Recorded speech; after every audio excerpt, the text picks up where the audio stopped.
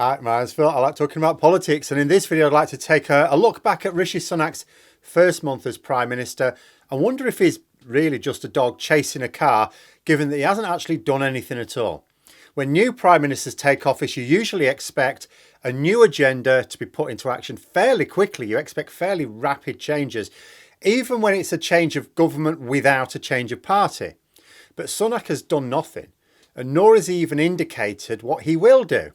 You have to wonder why he even wanted to be Prime Minister.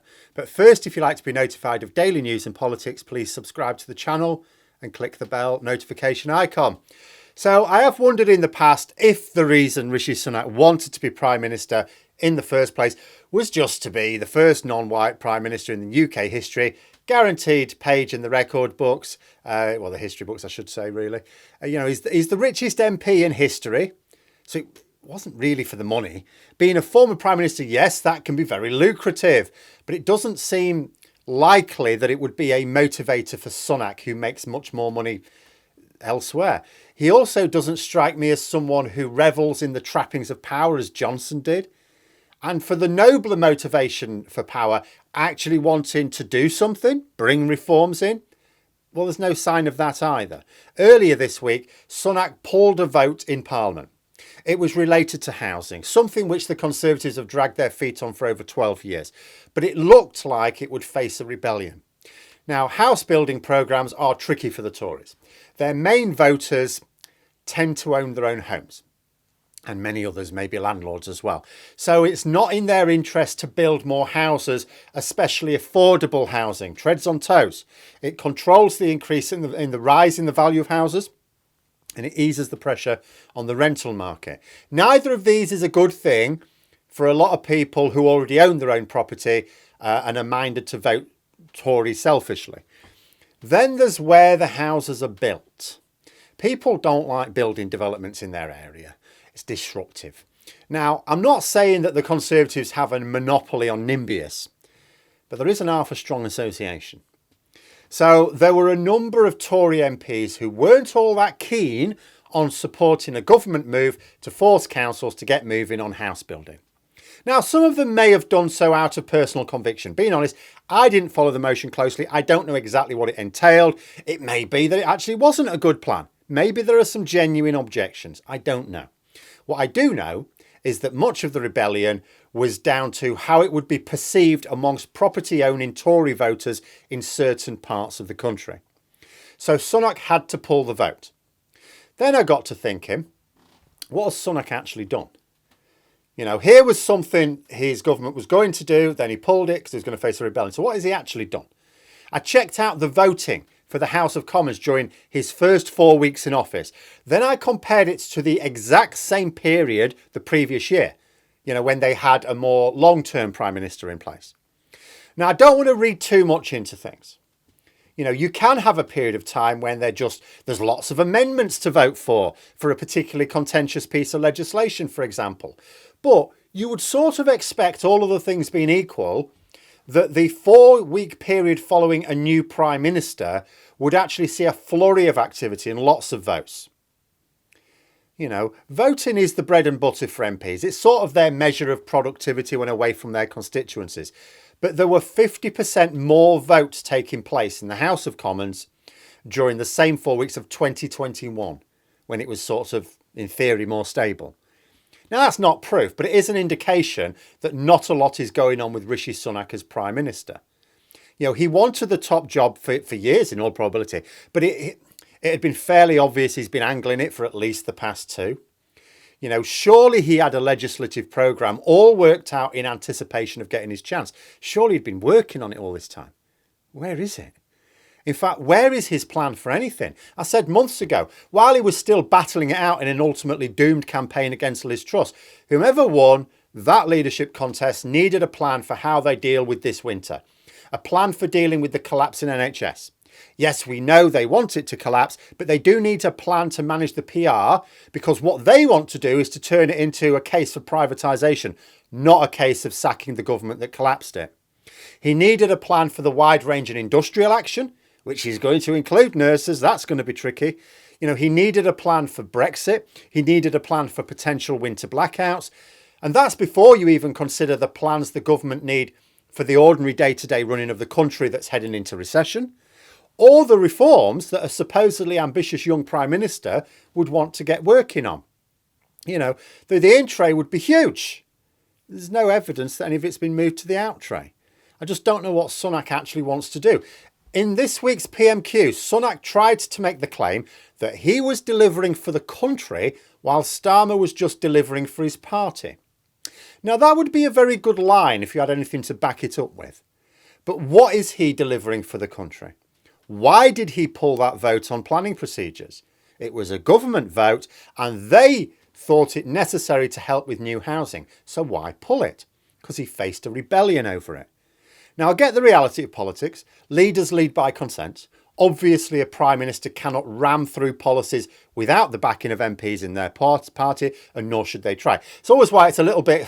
I always find it a little bit twee when people like on Twitter will say, oh, who would you want to be Prime Minister? Like out of some galaxy of celebrities, you know, who would you want as Prime Minister? It would make no difference. You put who you think would be the greatest person on the planet as Prime Minister, they'd get nothing done, because they get nothing done without the backing of a majority of MPs. But a policy that Sunak is claiming is good for the country was pulled so that he could give his party greater consideration than the public. It's not really a great claim to be delivering for the people, is it, or the country? And this is where Sunak is going to keep repeatedly facing problems. Although I said in my video on PMQs that I'd give Sunak that one over Starmer, you know, it was just for that moment. A non-partisan, not particularly well-informed person watching it probably thought Sunak did all right there. But it wasn't because the lines of attack that Starmer was using are dud, that he should move on. They just haven't blown up yet. Starmer was using lines that he can carry on using next week, next month, next year, all the way until the election. Even if that's still 2 full years away, Sunak is going to struggle to get long-term mileage out of his current rebuttals. He keeps saying he has a plan, that Labour have no plan. But Labour keeps saying what their plan is. And where's the evidence the Tories have a plan? They're in government right now. Like Labour can talk, like any opposition party, they can talk the talk, you know, because they don't have to put it into action. You have to put them into power to call their bluff. You know, so they can say everything's marvellous. They've got this plan, it's all perfect, it's all costed, it's marvellous. And it's really difficult to call it out. But the Tories are in government now. So if they have a plan, why isn't it being put into practice? Why isn't Parliament voting on their plan? They don't need to wait for an election to put the plan into action. They can do it now. Where are the votes? Sunak's been in power for a month now. What's he done? The budget statement, yeah, that's the big thing, but that was being prepared before he became Prime Minister. Yes, he will have been involved. Yes, he will have shaped it, of course. So would any Prime Minister in place. But the budget statement itself was not because he became Prime Minister. It was happening anyway. What has the government done that Sunak can point to and say, that is my contribution? That would not have happened if someone else was Prime Minister. You know, when Labour form power, for example, you can bet your arse there'll be a raft of new legislation hurtling through Parliament in their first few weeks. You know, they'll be champing at the bit. The party that apparently has no plan, according to the Tories, will have MPs going into and out of the lobbies like they do in the hokey cokey. So why is Rishi Sunak, the Prime Minister delivering for the country, the man with the plan, not getting anything done? You know, Prime Minister must have loads of things that they want to do. So where's the evidence of it? Then there was the small matter of engagement with business. You know, Sunak gave his speech to the CBI this week. Now, it didn't contain any plans for business. But it was at least, he didn't ramble on about the benefits of trying to live like a cartoon character that looked like it was drawn by Picasso. So there was that. But there was another gathering of business leaders this week as well, in the north of England. There was a big conference in Manchester. And at least 2 government ministers were supposed to be presenting speeches there. Only neither of them showed up. I gather it wasn't a just not showing up on the day. I think they had called a day or 2 before. But nonetheless, they were supposed to go there and then didn't. And no good reason given for why not. Just, oh, sorry, government business. I mean, that's not a good look. To cancel attendance at a large business conference, especially when Labour were there, they were presenting their ideas. Basic error of judgment from the government there. You know, they tried to get away with it by sending video presentations. Oh, yeah, we absolutely care about you. No, we're sending a video presentation for you. But not only does that make it look like they're not really prioritising it, but the delegates get to ask no questions when you do that. I mean, it's not even a stream. It's not even a link where they're just talking from London and you can still ask them questions. No, it's just a video.